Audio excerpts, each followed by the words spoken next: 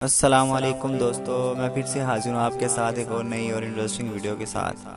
دوستو، اکثر ہم راستے سے گزر رہے ہوتے ہیں تو ہمیں راستے میں بڑے پتھر ملتے ہیں۔ کئی لوگ تو اسے اپنے پاؤں سے دوسری طرف پھینک دیتے ہیں اور کئی لوگ اسے ہاتھ سے پھینک دیتے ہیں۔ لوگ راستے میں گرے ہوئے پتھر کو سائیڈ پہ رکھ دیتے ہیں تو ان کے لیے بڑی نیکی ہے۔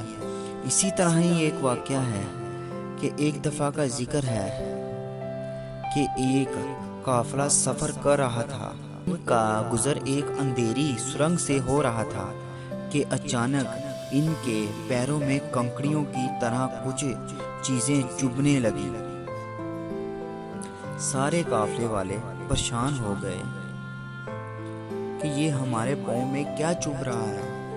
اس قافلے میں شامل کچھ لوگوں نے اس خیال سے ان چبھنے والی چیزوں کو کنکریاں سمجھ کر اٹھا لیں کہ ہمارے پاؤں میں لگی ہیں، ہمیں تو تکلیف پہنچے گی لیکن کسی اور کو نہ لگے اور ان کو کوئی پریشانی نہ ہو۔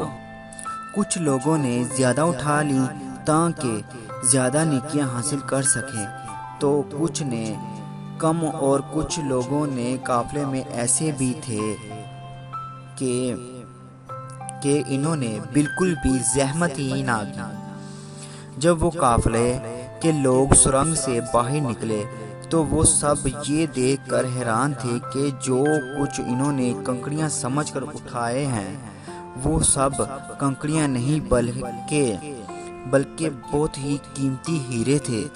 جنہوں نے زیادہ اٹھائے تھے وہ لوگ زیادہ مال و مال ہوئے اور ان لوگوں کی خوشی کی انتہا نہ تھی۔ جنہوں نے کم اٹھائی تھی وہ پچھتاتے رہے تھے کہ زیادہ کیوں نہیں اٹھائے، اور جنہوں نے بالکل نہیں اٹھائے وہ سر پکڑے بیٹھے تھے اور افسوس کر رہے تھے کہ کاش ہم بھی کچھ اٹھا ہی لیتے۔ دنیا میں زندگی کی مثال اسی اندھیری سرنگ جیسی ہے اور نیکیاں ان کنکریوں کی طرح ہیں جو بذریعہ مشکل تو لگ رہی ہیں، جو ہمارے پیروں کو چبھ رہی ہیں۔ اسی زندگی میں جو نیکیاں ہم کر رہے ہیں وہ آخرت میں ہیرے کی طرح قیمتی ہوں گی، اور اس وقت انسان پچھتائے گا کہ کاش میں نے 2-4 مشکلات اور اٹھائی ہوتی، کچھ نیکیاں اور کمائی ہوتی تو آج ہماری آخرت ان لوگوں سے بہتر ہوتی۔